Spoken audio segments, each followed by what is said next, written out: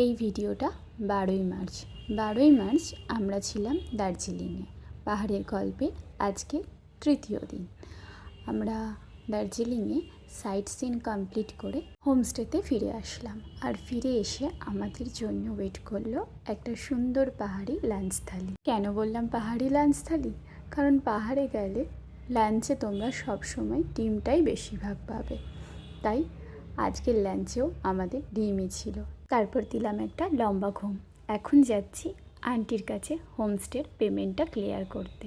আমরা 2 দিন দার্জিলিংয়ে ছিলাম আর আমাদের পার হেড হোমস্টেতে খরচ হয়েছে 1300 টাকা করে। আর আন্টি ছিল হচ্ছে আন্টির ড্রয়িং রুমে, আর এটা হলো আন্টির ড্রয়িং রুম।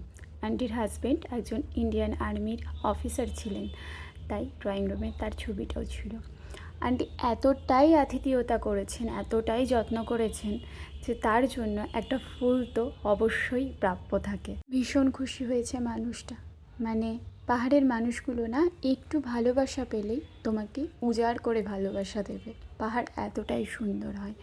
আর এই হলো আন্টির ড্রয়িং রুমটা। আমি এক কথায় মানে এটাকে কি বলবো আমি বুঝতে পারছিলাম না, কিন্তু আন্টির হোমস্টে এক টুকরো স্বর্গই বলা যায়।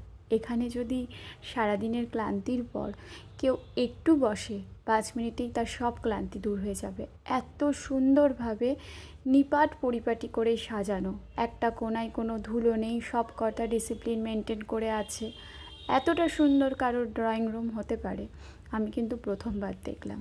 ঘর সাজাতে কিন্তু আমিও ভালোবাসি, কিন্তু এত পরিষ্কারভাবে সাজানো সত্যি কথা বলতে কি আমার পক্ষেও হয়তো সম্ভব না। আন্টির বয়সটা অনেক বড় তো, তাই অভিজ্ঞতা মানুষকে কতটা যত্নশীল আর কতটা পরিপাটি করে তোলে সেটা আন্টিকে না দেখলে বোঝা যাবে না। একা হাতে রান্না সামলে এই হোমস্টেটাকে কিন্তু খুব সুন্দরভাবে সাজিয়েছে।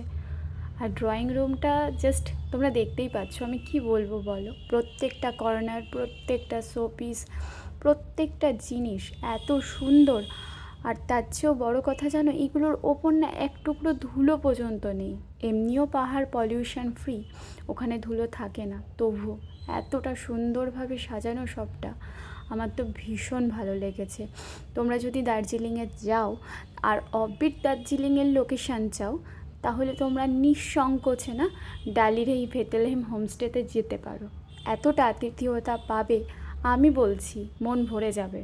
মানে বাড়ির মতোই ফিল করবে, মনে হবে না যে 2 দিনের জন্য কোথাও বেড়াতে এসেছি। ভাববে দার্জিলিংয়েই তোমার একটা বাড়ি আছে আর সেখানেই তোমার কোনো আত্মীয় তোমাকে যত্ন করছে। হোমস্টের প্রত্যেকটা কর্নার, ড্রয়িং রুমের প্রত্যেকটা পর্দা, সমস্ত কিছু একদম পারফেক্ট।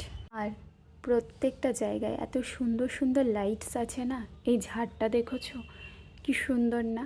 এরকম রং বেরঙের লাইটস তো আমার ভীষণ পছন্দের। এমনকি এই দেওয়ালে লাগানো ঝাড়টাও ভীষণ সুন্দর। এই ছুরিটা দেখেছো? এই নাইফগুলো পাহাড়ে ভীষণভাবে প্রসিদ্ধ, ওরা ভীষণ পছন্দ করে। প্রত্যেকটা জিনিস এত সুন্দর যে মনটা ভরে গেল। তারপর চলে এলাম আমাদের রুমে আসার পরেই আমাদের ডিনারটা চলে এলো। আর রুদ্রাণীর ডিনারে প্রত্যেক দিনই ছিল চিকেন স্যুপ।